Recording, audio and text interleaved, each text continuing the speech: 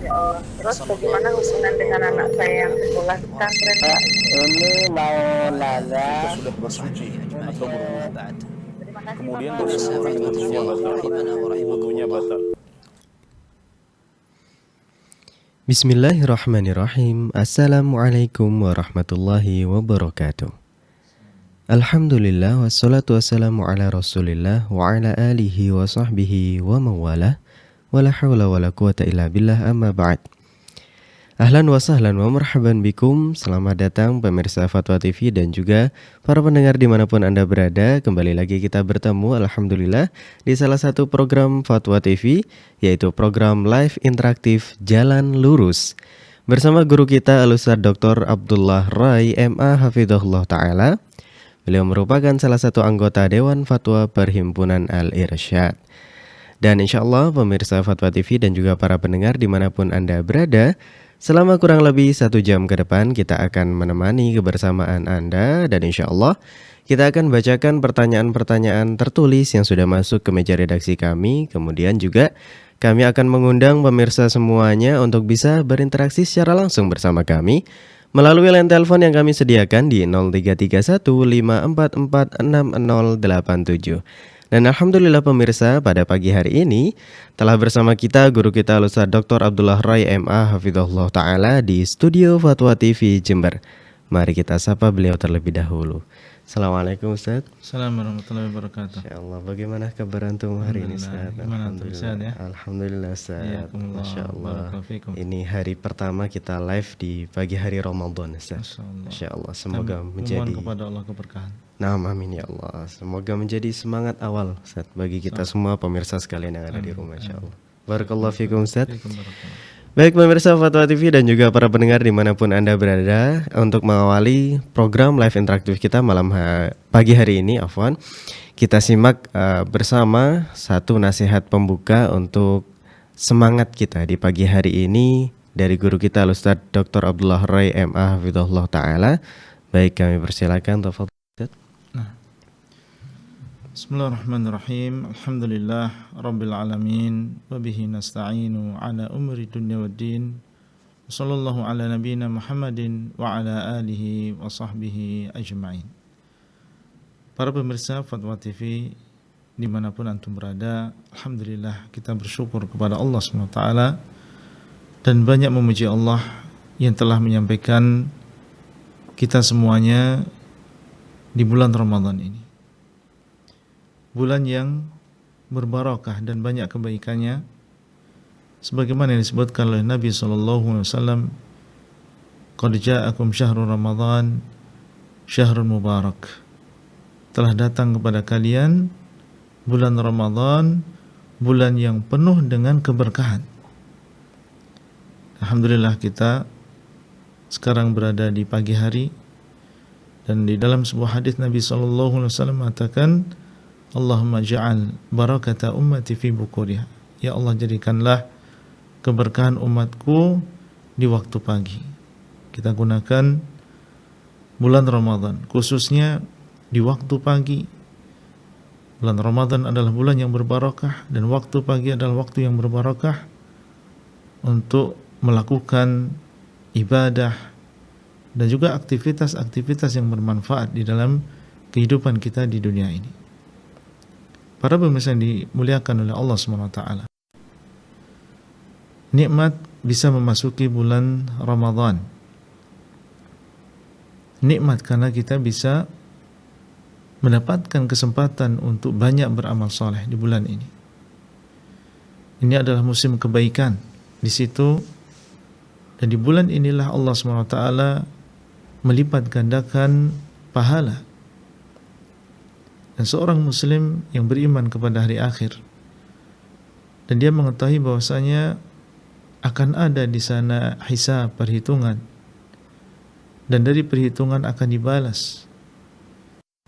Dan hisab, perhitungan di hari kiamat adalah dihitung amal kebaikan seseorang, apa yang sudah dia lakukan di dunia berupa amal saleh, dan juga akan dihitung kejelekan-kejelekan yang dia lakukan di dunia. Dan bulan Ramadan adalah bulan untuk memperbanyak amal soleh tersebut dan bulan untuk diampuni dosa. Dan di antara amal soleh yang diperbanyak di bulan ini adalah membaca Al-Quranul Karim. Bulan Ramadan adalah bulan diturunkannya Al-Quran. Inna anjalnahu fi lailatul qadr. Sesungguhnya kami menurunkan Al-Quran di malam Lailatul Qadar. Dan Lailatul Qadar terjadi di bulan Ramadan. Allah mengatakan, Syahrul Ramadan alladzi unzila fihi Al-Quran. Bulan Ramadan yang diturunkan di dalamnya Al-Quran. Maka para salaf dahulu dan sebelumnya Nabi SAW banyak membaca Al-Quran di bulan Ramadan. Kemudian para salaf, para sahabat, para tabi'in yang mereka mengetahui tentang keutamaan bulan Ramadan dan juga keutamaan membaca Al-Quran, dahulu mereka memperbanyak membaca Al-Quran di bulan ini. Disebutkan bahwasanya Sufyan Ats-Tsauri rahimahullah, beliau apabila memasuki bulan Ramadan, maka beliau meninggalkan seluruh ibadah dan memperbanyak membaca Al-Quran. Dan maksudnya di sini adalah ibadah-ibadah yang sifatnya sunnah, ya.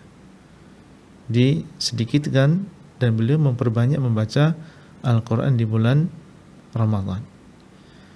Sebelumnya Anas bin Malik atau Malik bin Anas, Al-Imam Malik bin Anas, apabila beliau memasuki bulan Ramadan, maka beliau meninggalkan majelis-majelis hadis, karena beliau adalah seorang ahlul hadis, dan banyak di sana majelis-majelis di mana beliau menyampaikan hadis Nabi, didengar oleh muridnya, ditulis oleh muridnya. Tapi ketika memasuki bulan Ramadan, beliau tinggalkan majelis-majelis tersebut dan juga bermujalasah dengan para ulama yang lain. Kemudian beliau banyak membaca Al-Quran. Yuqbilu ala tilawatil Quran, banyak membaca Al-Quran. Sebagaimana Sufyan Ats-Tsauri juga demikian. Imam Malik ini adalah imam kota Madinah. Sufyan Ats-Tsauri imam kota Kufah.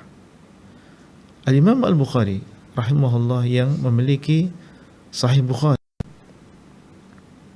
disebutkan bahwasanya beliau mengkhatamkan Al-Quran di bulan Ramadan di siang hari sekali khatmah.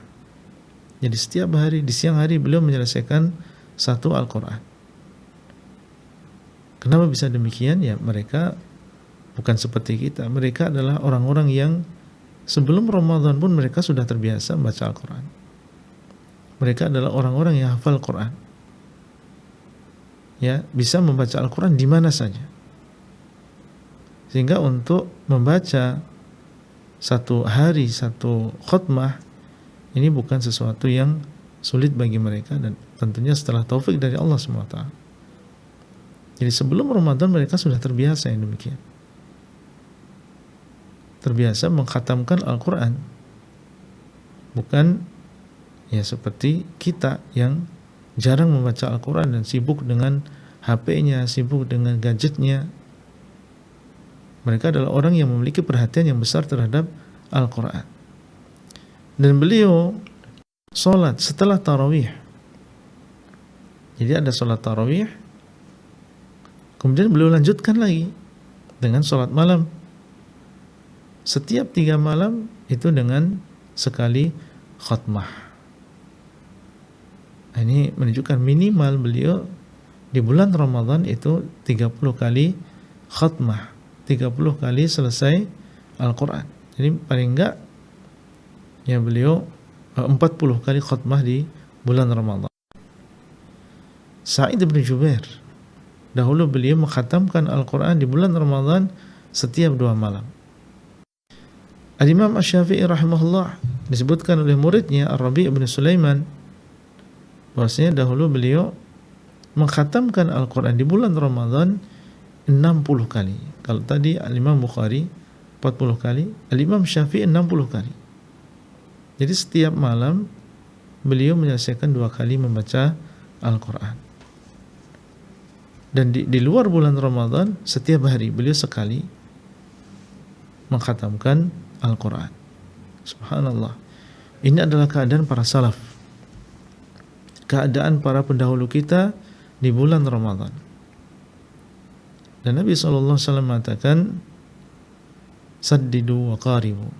Hendaklah kalian kalau bisa pas, kalau tidak ya kita berusaha untuk mendekati. Banyak kita menggunakan waktu kita di bulan Ramadan ini, silakan diperbanyak untuk membaca Al-Quranul Karim. Dan di antara musuh dan penghalang yang paling besar di zaman kita ini adalah HP yang ada di tangan kita. Ini di antara yang sangat-sangat menghabiskan waktu kita. Sehingga seseorang tidak terasa dalam sehari itu kalau dihitung bisa berjam-jam dia membuka aplikasi ini, membuka aplikasi itu, membuka video ini, membuka video itu. Dan sedikit sekali dia membaca Al-Quran. Sehingga seseorang ketika ditanya kapan terakhir engkau membaca Al-Quran, ada yang mengatakan minggu yang lalu, ada yang mengatakan bahkan bulan Ramadan yang lalu. Sisanya jarang dia membaca Al-Quran. Kemudian mengatakan tidak ada waktu, padahal yang dia buka adalah sesuatu yang tidak bermanfaat. Banyak perkara yang tidak bermanfaat. Maka kita ingatkan pada kesempatan kali ini, jangan kita sia-siakan bulan Ramadan kali ini. Jangan seperti bulan Ramadan tahun lalu, di mana banyak waktu yang kita sia-siakan. Kalau kita tidak bisa seperti para salaf, ya kita mendekati mereka. Sesuai dengan kemampuan kita, kita membaca Al-Quranul Karim. Demikian, semoga bermanfaat. Barakallahu fikum. Nah, Masya Allah, barakallahu fikum Ustaz, wa jazakumullah khairan atas satu untayan nasihat pembuka bagi kita pada pagi hari ini. Masya Allah, semoga menjadi penyemangat Ustaz bagi kita semuanya, terutama bagi para pembaca Al-Quran insya Allah pada bulan Ramadan. Jazakumullah khairan Ustaz. Baik pemirsa Fatwa TV dan juga para pendengar dimanapun Anda berada, sebagai sebuah informasi bagi para pemirsa sekalian, bahwasanya selama bulan Ramadan kali ini live interaktif Fatwa TV dimulai dari hari Ahad sampai dengan hari Jumat, insya Allah sesuai dengan jadwal yang telah ditentukan nantinya. Dan juga para pemirsa sekalian, kami mengundang kembali Anda semua, baik para pemirsa yang menonton secara langsung ataupun para pendengar yang sedang menyimak melalui relay radio. Marilah kita interaksi secara langsung. Anda bisa bertanya secara langsung kepada Ustadz melalui line telepon yang kami sediakan di 5446087. Barakallahu fikum, dan kita akan bacakan pertanyaan tertulis pertama yang telah masuk ke meja redaksi kami. Ada pertanyaan dari Saudari Fatma di Jawa Timur. Assalamualaikum Ustadz, saya merasa was-was. Pernikahan dulu dilakukan dengan hitungan Jawa dan merubah nama saya sedikit ketika akad sesuai dengan kehendak orang tua.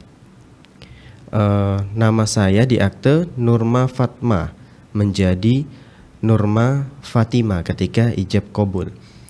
Saya sudah pernah mengingatkan bahwa hal ini adalah bentuk kesyirikan, tapi orang tua tidak menghiraukan saya.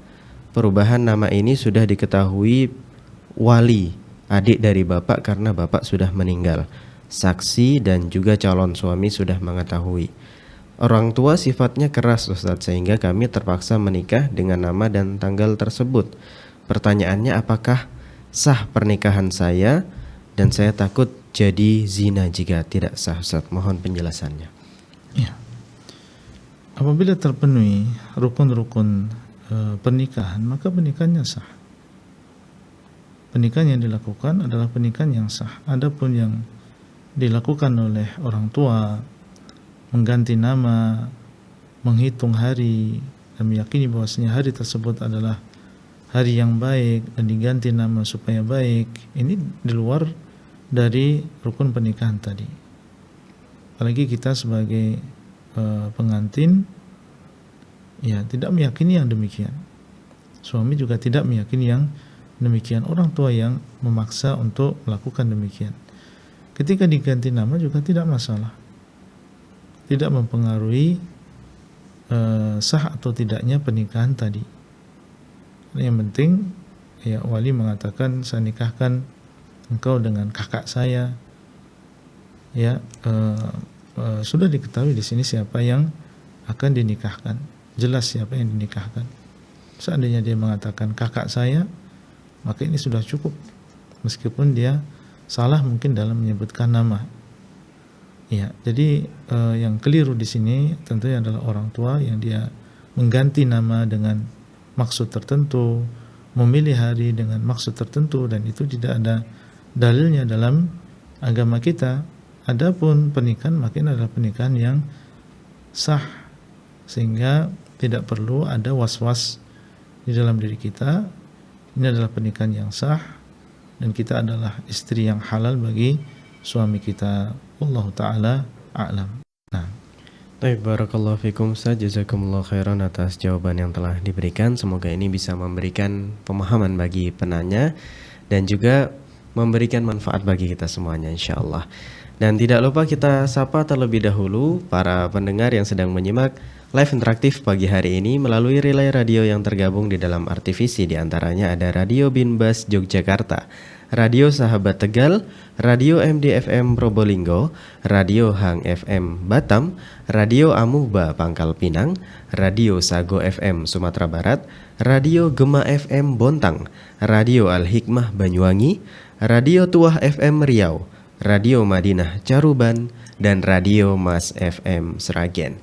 Dan pemirsa Fatwa TV dan juga para pendengar dimanapun Anda berada, baik yang sedang menyimak secara langsung ataupun yang sedang mendengarkan melalui relay radio, kembali kami undang Anda semuanya untuk bisa berinteraksi secara langsung. Anda bisa bertanya secara langsung kepada Ustadz pada pagi hari ini melalui line telepon yang kami sediakan di 0331 544 6087. Ya, alhamdulillah, dan pagi hari ini pemirsa telah terhubung bersama kami bersama ada Pak Ahmad di Sulawesi Selatan. Baik, kita sapa terlebih dahulu Fatwa TV. Assalamualaikum.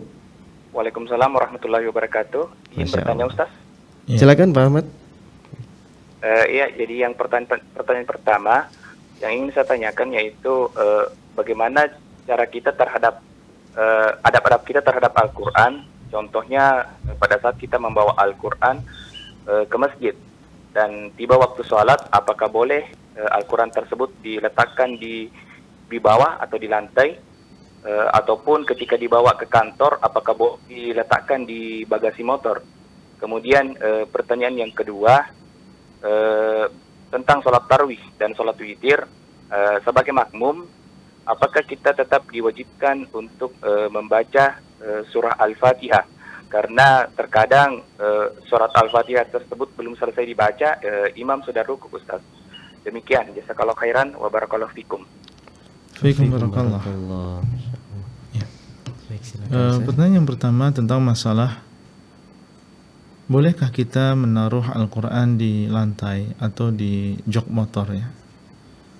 Al-Quranul Karim adalah kalamullah, dan kalamullah adalah sifat Allah SWT.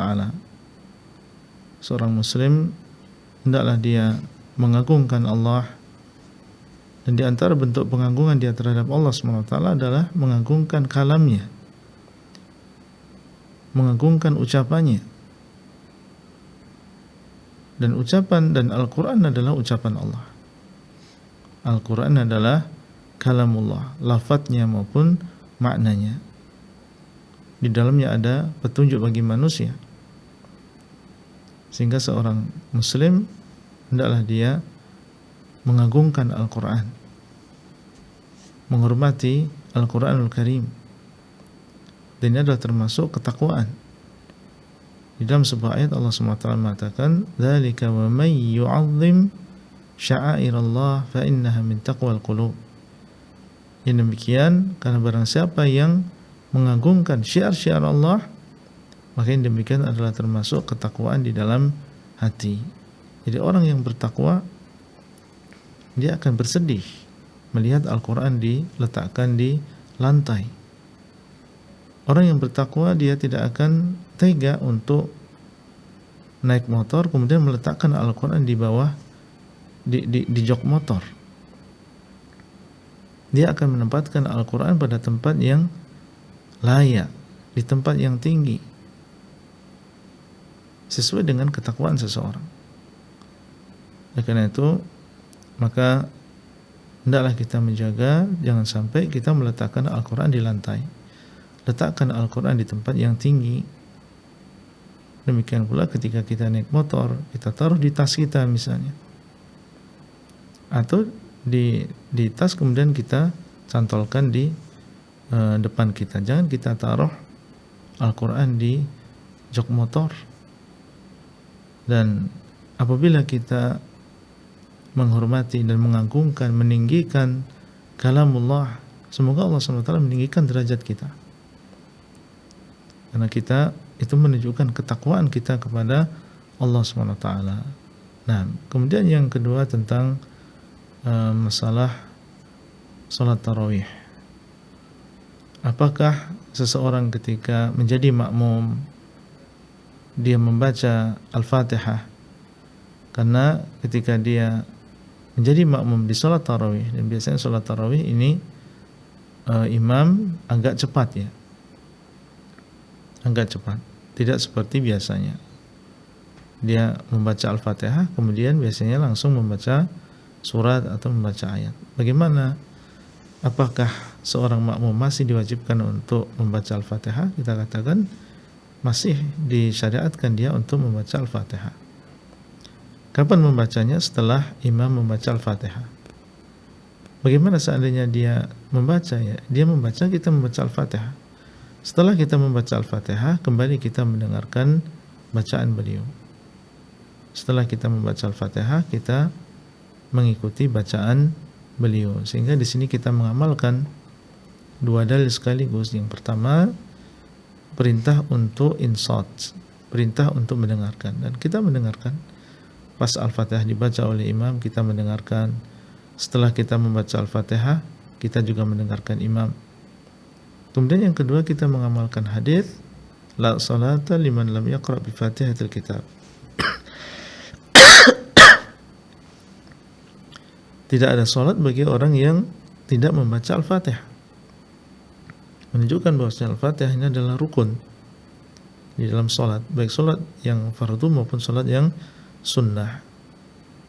Dan kita sudah membaca Al-Fatihah meskipun kita sebagai makmum. Jadi kita mengamalkan dua dalil sekaligus. Wallahu taala a'lam. Nah, Barakallahu fikum Ustaz wa jazakumullah khairan atas jawaban yang telah diberikan. Semoga bisa memberikan pemahaman ya bagi Pak Ahmad tadi di Sulawesi Selatan.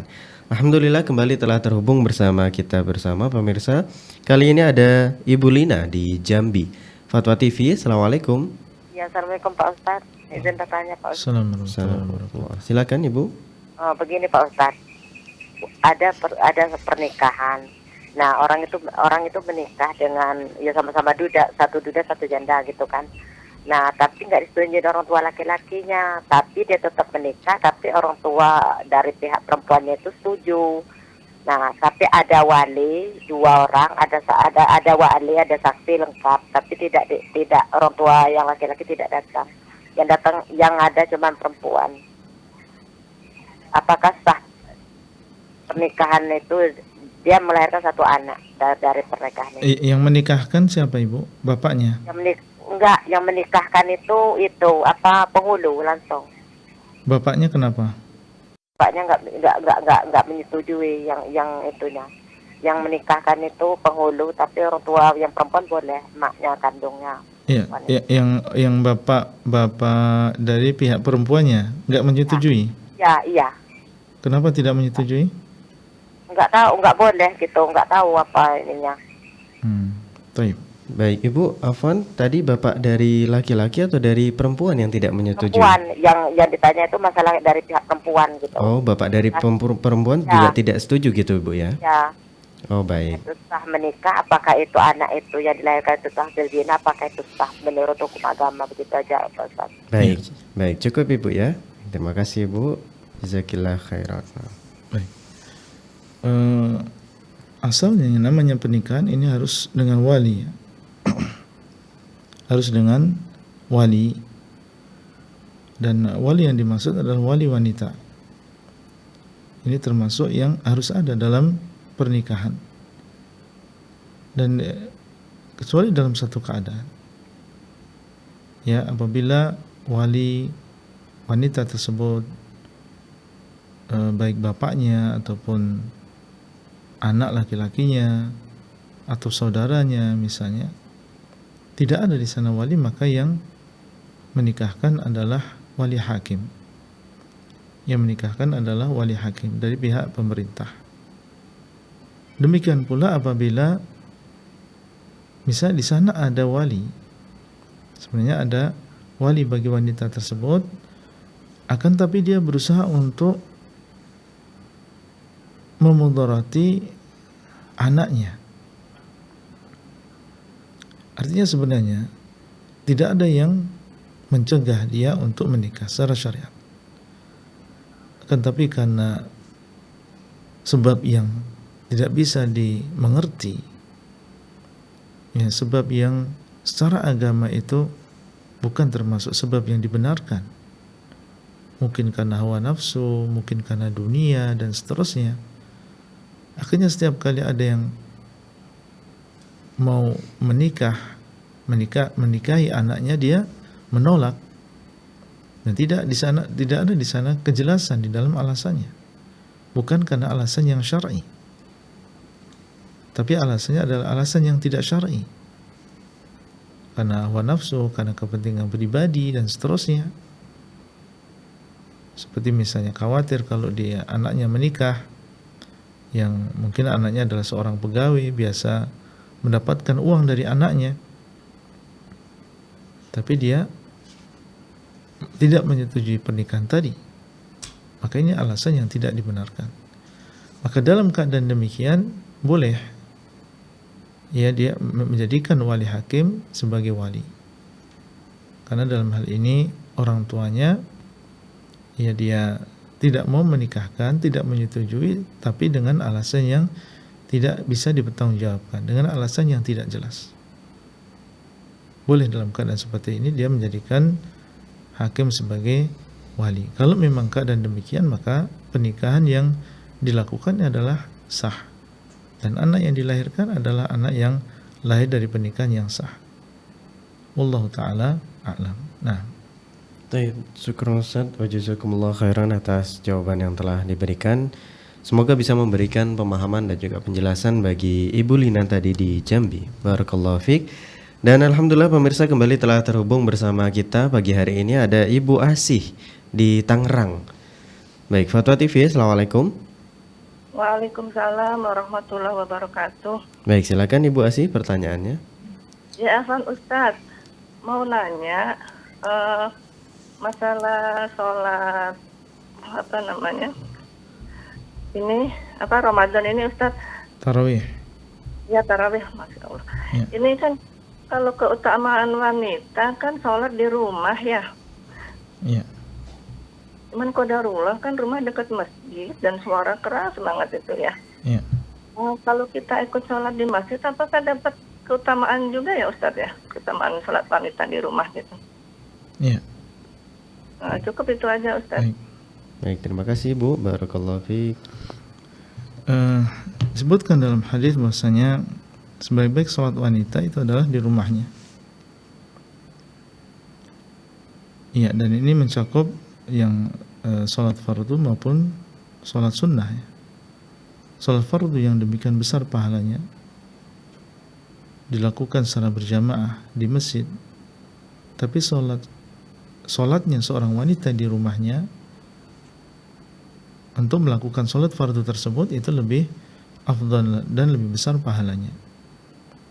Tapi seandainya dia ingin melakukan sholat fardu di masjid, maka jangan dilarang. Nabi SAW mengatakan, La tamna'u ima Allahi masajid Allah. Janganlah kalian melarang hamba-hamba wanita dari masjid-masjid Allah.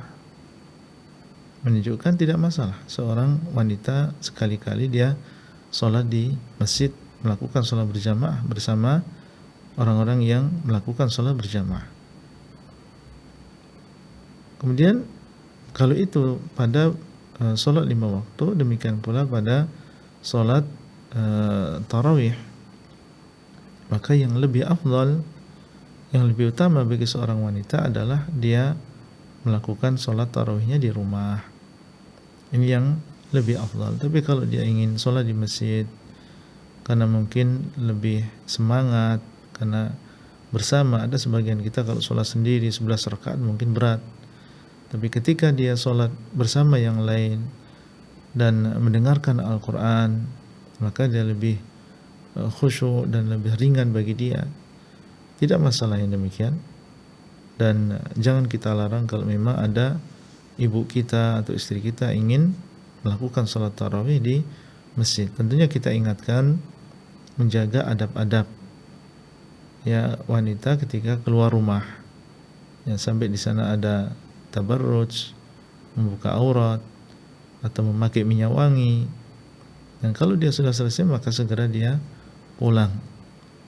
Ya, adapun yang ditanyakan dalam pertanyaan tadi, maka jalan keluarnya wallahu alam, kalau memang kita ingin tetap sholat di rumah dan sementara suara yang datang dari masjid ini sangat keras, dan ini sebenarnya yang baik itu adalah suara dalam saja ya.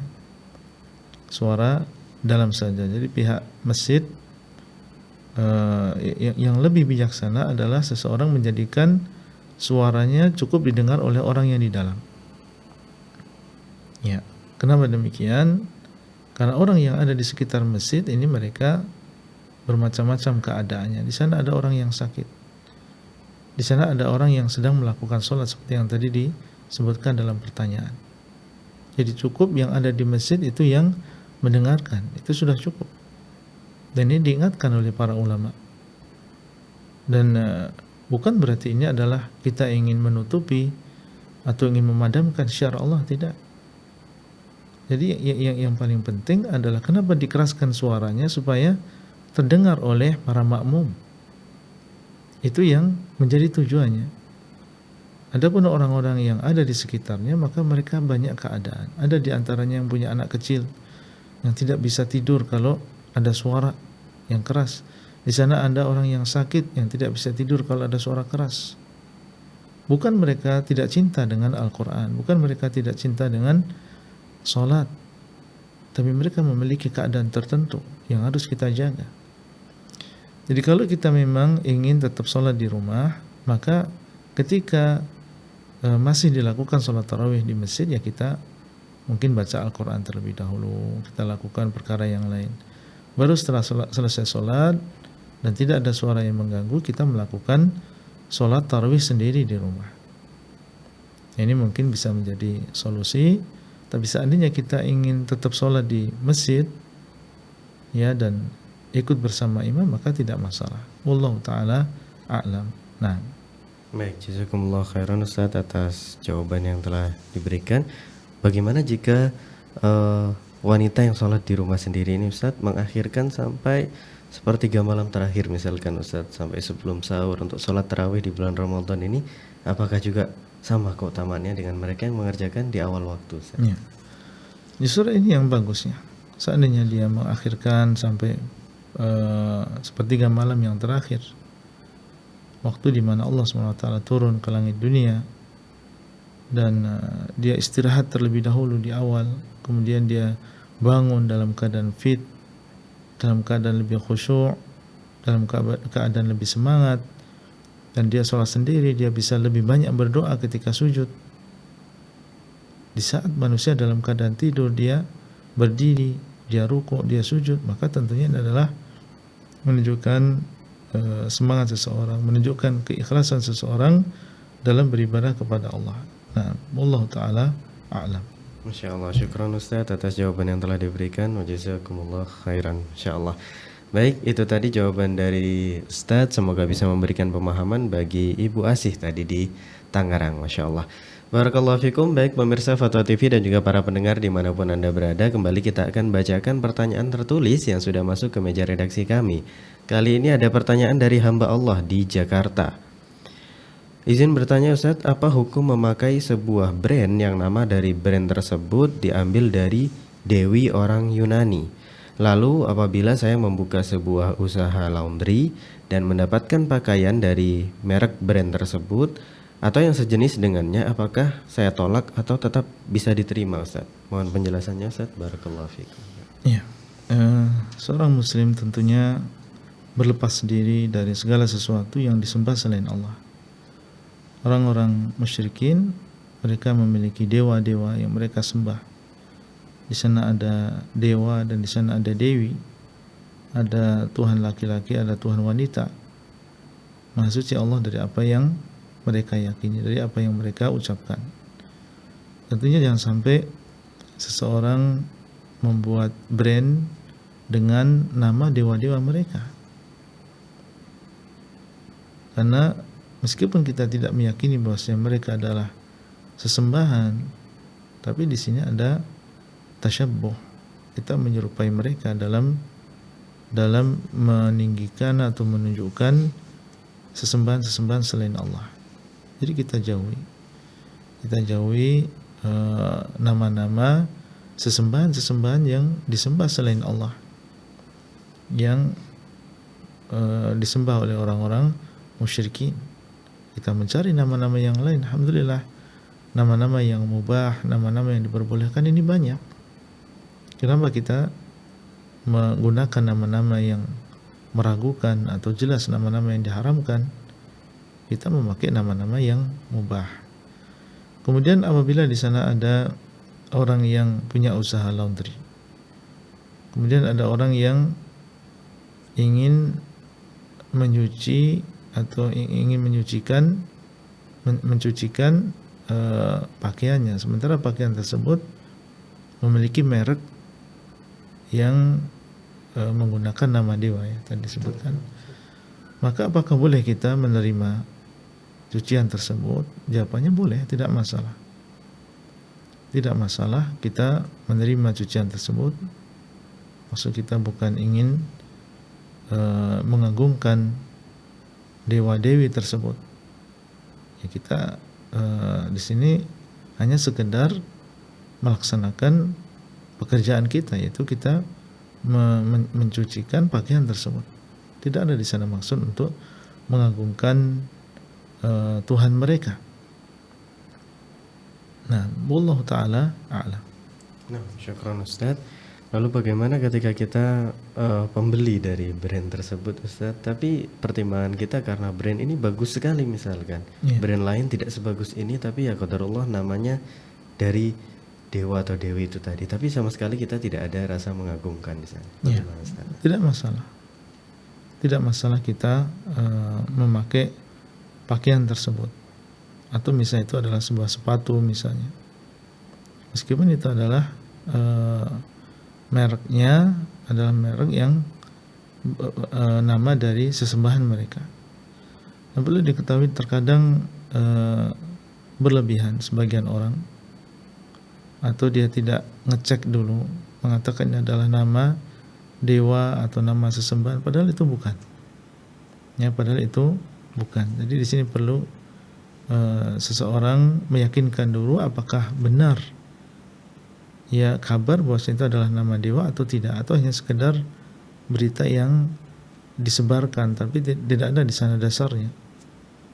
Tapi seandainya itu benar pun tidak masalah seseorang membeli pakaian tersebut atau sepatu tersebut, dan kalau memang bisa dan tidak memudarati nama dewa tersebut, dihilangkan, dipotong atau digunting atau dihilangkan dengan sesuatu. Yang penting tidak sampai memudarati barang tersebut. Wallahu taala a'lam. Nah, jazakumullah khairan Ustaz atas penjelasan dan jawaban yang telah diberikan. Semoga ini bisa memberikan pemahaman bagi penanya dan juga memberikan manfaat bagi kita insyaallah. Baik pemirsa Fatwa TV dan juga para pendengar dimanapun Anda berada, kembali kita undang Anda semuanya untuk bisa berinteraksi secara langsung bersama kami melalui line telepon yang kami sediakan di 033154460087. Sekali lagi Anda bisa bertanya secara langsung kepada Ustadz di 033154460087. Baik, kembali kita akan bacakan pertanyaan tertulis yang sudah masuk ke meja redaksi kami. Kali ini ada pertanyaan dari hamba Allah di Jawa Timur. Bismillahirrahmanirrahim. Assalamualaikum warahmatullahi wabarakatuh. Izin bertanya Ustadz, apa hukum mendengar khutbah yang isinya mengajak kepada kebid'ahan atau sang khotib seringkali membawakan hadis-hadis palsu? Bagaimana hukumnya Ustadz? Jazakumullah khairan. Iya. Khutbah Jumat atau sholat Jumat ini merupakan kewajiban bagi seorang laki-laki, dan di sana ada khutbah sebelum kita melakukan sholat Jumat. Dan terkadang orang yang mengisi khutbah ini ada yang dia mengajak kepada sesuatu yang benar, mengajak kepada hadis-hadis yang sahih, mengikuti sunnah Nabi SAW. Kalau memang kita bisa mendatangkan atau kita mendatangi masjid yang khatibnya adalah mengajak kepada kebenaran, kepada sunnah, tentunya itu yang hendaknya kita lakukan. Namun terkadang kita sholat di sebuah masjid atau di kantor atau di mana saja, dan ternyata yang mengisi adalah orang yang mengajak kepada kebid'ahan, mengajak kepada sesuatu yang menyelisih sunnah Nabi SAW, mengajak kepada hadis-hadis yang palsu misalnya. Maka kita katakan sholat yang kita lakukan tetap sah, Jumatan yang kita lakukan tetap sah, dan kita adalah berhati-hati dengan isi khutbah tersebut, dan jangan kita ikuti. Dan kalau kita sudah tahu bahwa si fulan ini bukan termasuk orang yang mengajak kepada sunnah, ya maka kita berhati-hati. Ya berhati-hati, jangan sampai terbawa oleh ucapan dia, jangan sampai hanyut dengan ucapan dia. Dan seperti yang tadi kita sampaikan, Jumatan yang dia lakukan sah.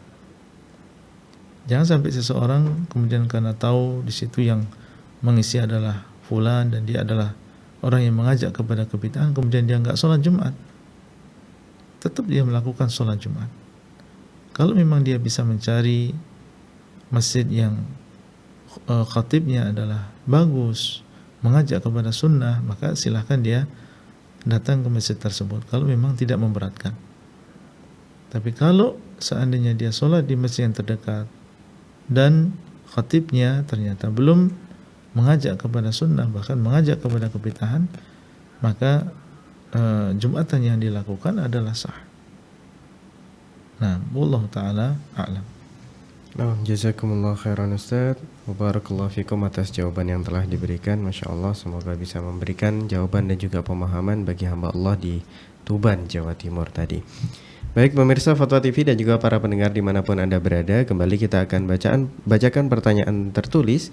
Kali ini ada dari Saudari Mutmainnah di Sumatera Barat. Assalamualaikum Ustadz, Ana mau bertanya.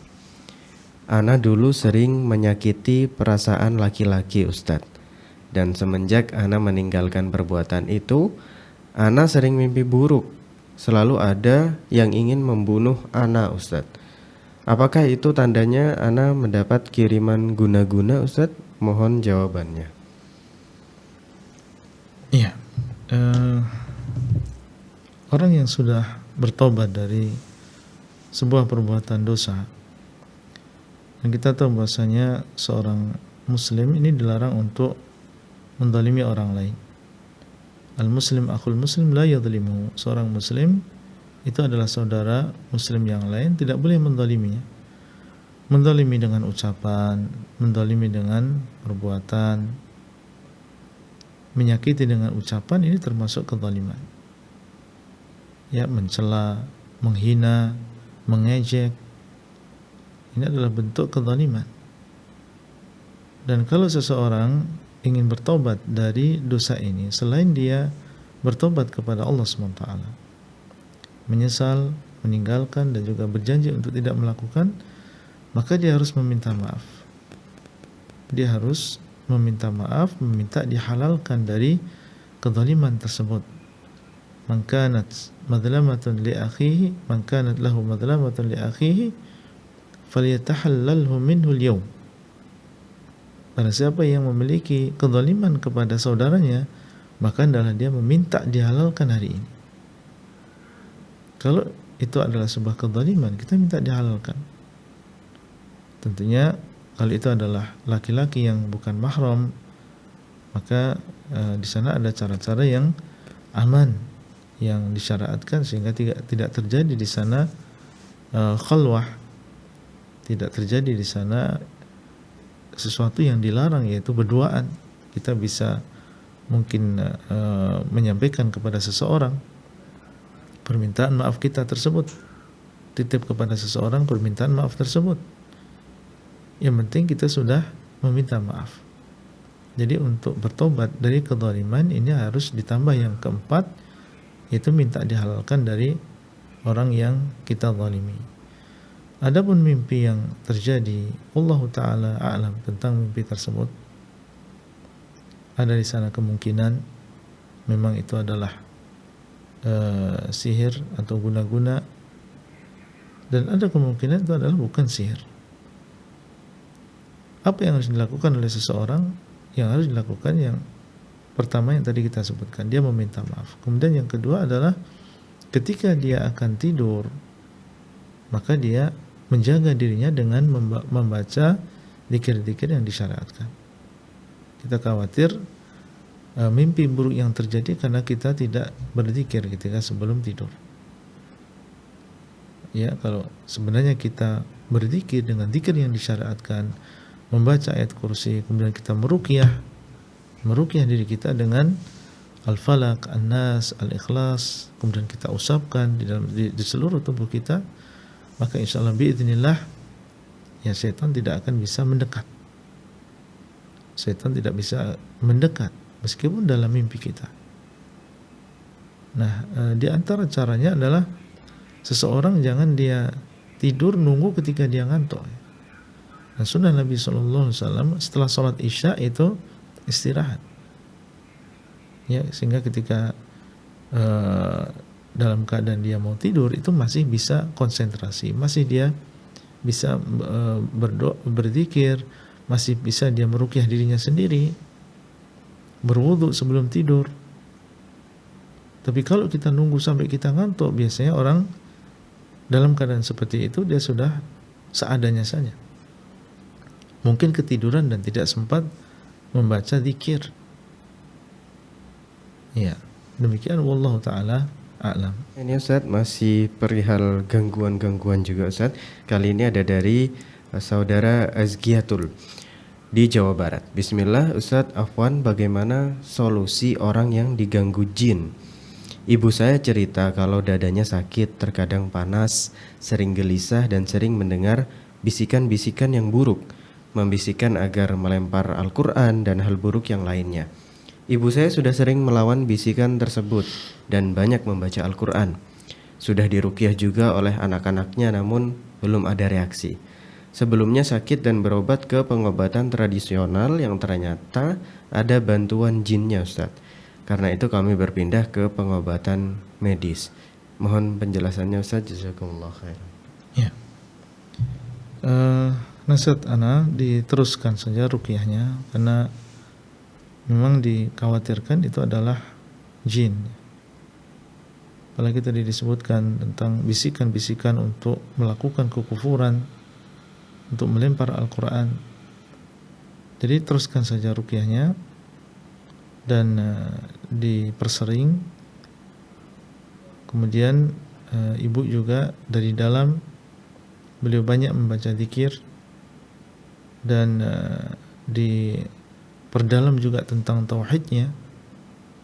Maka insyaallah dengan cara seperti ini yang menjadikan jin dia tidak tahan, tidak betah berada di dalam tubuh seseorang. Dan perlu kesabaran. Perlu kesabaran, jangan kita putus asa dan yakin bahwasanya ruqyah ini adalah obat yang syar'i, berasal dari, ada di dalam syariat ini. Jadi kita membaca Al-Quran, kita bacakan Al-Quran, atau kita doakan dengan doa Nabi SAW, maka insya Allah di sana akan ada kabar baik. Dan tentunya yang tidak kalah penting adalah semuanya bertobat kepada Allah SWT. Kalau memang dulu pergi ke dukun atau pengobatan yang alternatif dan ternyata itu adalah dukun yang menggunakan jin, dan yang berkehendak dulu adalah ibu misalnya, maka hendaklah bertobat, karena itu adalah termasuk dosa. Mendatangi dukun kemudian bertanya kepadanya, maka ini adalah termasuk dosa. Hendaklah kita bertobat dari dosa tersebut dan terus menjaga zikir kita, dan anak-anak juga sebagai bentuk bakti mereka kepada ibu, maka harus menyempatkan waktunya untuk meruqyah ibu.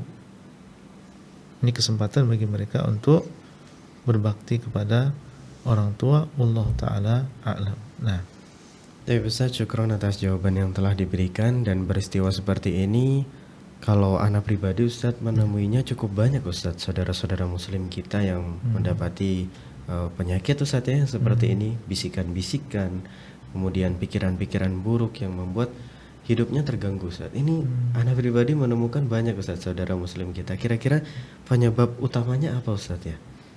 iya.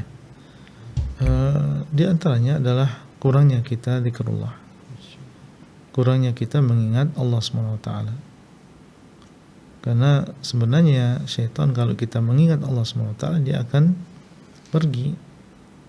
Allah SWT mengatakan, Qul a'udzu birabbin nas, malikin nas, ilahin nas, min syarril waswasil khannas. Dari kejelekan syaitan yang memberikan waswas, khannas, dan dia adalah yang mundur ke belakang. Para ulama menjelaskan mundur ke belakang ketika disebutkan nama Allah. Ketika seseorang mengingat Allah SWT, maka was-was tadi akan pergi dari seseorang. Ya, ini menunjukkan tentang pentingnya zikrullah. Kalau kita benar-benar mengingat Allah dengan cara yang dibenarkan dalam agama ini, maka ini menjadi sebab ya seseorang akan dijauhi dari syaitan. Dia akan pergi dan tidak tahan dari zikrullah ini. Sehingga nasihat anak, hendaklah seseorang menjaga zikrullah, menjaga mengingat Allah SWT, bukan hanya dengan lisan saja, tetapi juga dengan hatinya. Nah, Allah Ta'ala a'lam. Barakallahu fikum Ustaz. Masya Allah atas jawaban yang telah diberikan. Jazakumullah khairan katsiran. Dan itu menjadi pertanyaan terakhir kita Ustaz pada live interaktif pagi hari ini. Dan nasihat dari Ustaz tadi bagi kita seluruh kaum muslimin, jangan lupa untuk terus mengingat Allah Subhanahu wa taala, bukan hanya di lisan saja, tapi juga di dalam hati kita, zikrullah, mengingat Allah Subhanahu wa taala. Baik Ustaz, jazakumullah khairan atas ilmu dan jawaban yang telah diberikan pada pagi hari ini. Semoga bisa memberikan banyak manfaat bagi para pemirsa sekalian. Jazakumullah khairan wa barakallahu fikum. Baik pemirsa Fatwa TV dan juga para pendengar dimanapun Anda berada, usai sudah perjumpaan kita pada pagi hari ini, dan kembali kita akan mengajak para pemirsa sekalian guna memanfaatkan peluang untuk bisa berjuang bersama kami di dakwah Islam di Fatwa TV ini melalui rekening aktif kami yang bisa Anda saksikan di layar kaca Anda masing-masing. Jazakumullah khairan wa barakallahu fikum. Sekali lagi kami ucapkan terima kasih bagi para pemirsa yang sudah berpartisipasi menyimak program live interaktif kita pada pagi hari ini. Kami ucapkan jazakumullah khairan wa barakallahu fikum, dan sampai berjumpa kembali pada live interaktif berikutnya. Jangan lupa untuk saksikan live interaktif Fatwa TV mulai dari hari Ahad sampai dengan hari Jumat selama bulan Ramadan kali ini sesuai dengan jadwal yang telah ditentukan. Dan informasi seputar Fatwa TV dan juga Dewan Fatwa bisa Anda akses dengan sangat mudah melalui alamat website kami di www.fatwatv.id dan juga di www.dewanfatwa.com. Barakallahu fikum, kami mewakili rekan kerja yang bertugas pamit undur diri sampai berjumpa kembali pada program live interaktif yang berikutnya. Wassalamualaikum warahmatullahi wabarakatuh. Ya Allah. Terus bagaimana hubungan dengan anak saya yang sekolah di pesantren? Pak, ini mau nanya, Jika sudah bersuci atau berwudu, Terima kasih kemudian Bapak. bersentuhan dengan suami atau Rahimana wa rahimakumullah. wudunya batal.